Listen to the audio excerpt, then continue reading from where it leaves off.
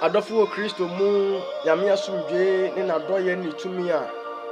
abronti asegina so no enkan ene bia nso masan aba wo nchen bio sani abre bia meba mayedin komo no. We all know that we are not in normal times,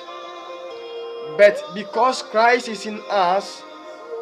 there is a hope of glory for us. So those of us that we have Christ, like I and you, we have hope that this will also come to an end. If you believe, say Amen. I want us to look at something in the scripture, Luke chapter 22, the verse 31 and 32. And the Lord said, Simon, Simon, behold, Satan hath desired to have you, that he may sift you as wheat. But I have prayed for thee, that thy faith fail not. And when thou art converted, strengthen thy brethren. Asemu ana Yesu eka kire eye Simon Peter ase Simon Petro ne se wahunu se obronsam pen ahwim no na Yesu ka kire ne se obehwim de se awi wheat anse mu ha na mframa bo a eko babia mframa na de ne beko bia na Yesu se hwe mayim paye e de amaw na sampa ma yema no obronsam ntimi mfa ne san kan na mo me to gidie mu me pagya gidie akosoro na se wogidie no kosoro na se utimi efiri mu fia wunuanom nso a edi akire no hye wondene wunuanom a eka wo ho no hye wonkuran wayenkofo na wono mo nam hye wonkuran na hye wondene na won so utimi nyina wogidie ni mu Arafo Kristo mu asemu a ye kan nyina the fapem kase ene gidie o Kristo ni a woni gidie o Kristo ni a asema na wo wire awu anase wabamu ebu ena de me hye mu kuran se Yesu Kristo ni agenkwa no nya gidie woni mu na so hwe me yimpa ya ma no gidie ni a won so wo Kristo mu ase se abra won so ababehu Kristo na wo gidie tintim woni mu no dia dance ne fa kire wunuanom nso a entimi no hye wondene na meka homa bi a ya to ne din se one thing you cannot do in heaven homa ase kire nyina ne se o se ade wuntimi nya wo soro ene se obeche wo gidie wo soro esan se ya ye wo soro ahemam ho no agidifo be hia wo soro ahemam ho nyina ye nyina ye wo gidie ye nyina ye agidifo ye nyina ye den ye di nkonim wo Kristo mu enti hina biew na kodi adanse na che no ho no mu ne senti no ehoma na esa kire en se abra ye nam asase so no ye ndi ye gidie ho adanse ye ne ya yokofo no enti agidie ensem no na no so ena nam madai enkwaje so ba ma won enti o sisa won konkon ba mo so a mo baye madanse fu o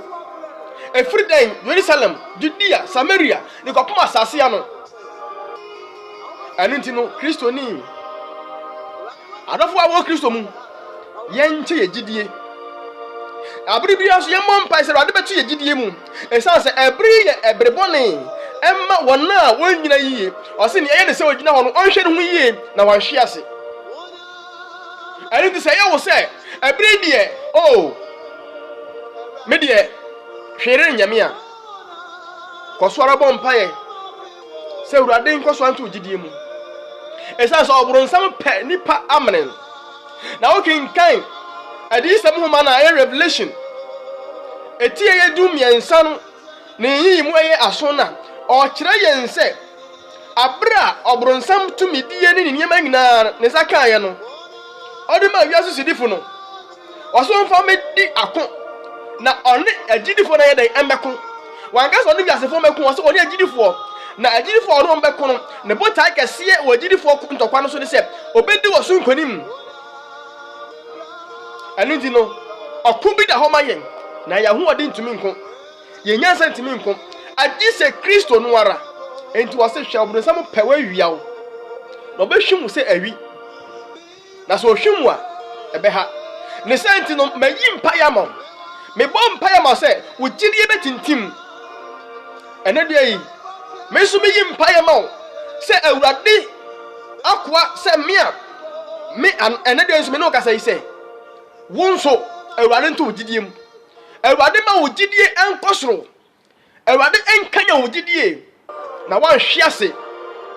esan se obronsam ma no homne so ebri empo hebra yebu asori wait back cause asori empire he abra yeto asori mu yi utimi kan wo tira konkro empire himpo na empire himpo na utimi chekom na empire himpo na utimi bom empire adofo Kristo mu yasi sidifo na ma no homene so no pe awurade ma hwim won entokwa no ewo yasi sidifo no enne agidifo entem eni yasi sidifo no ene wona wonya agidifo entem na ma agidifo no yenne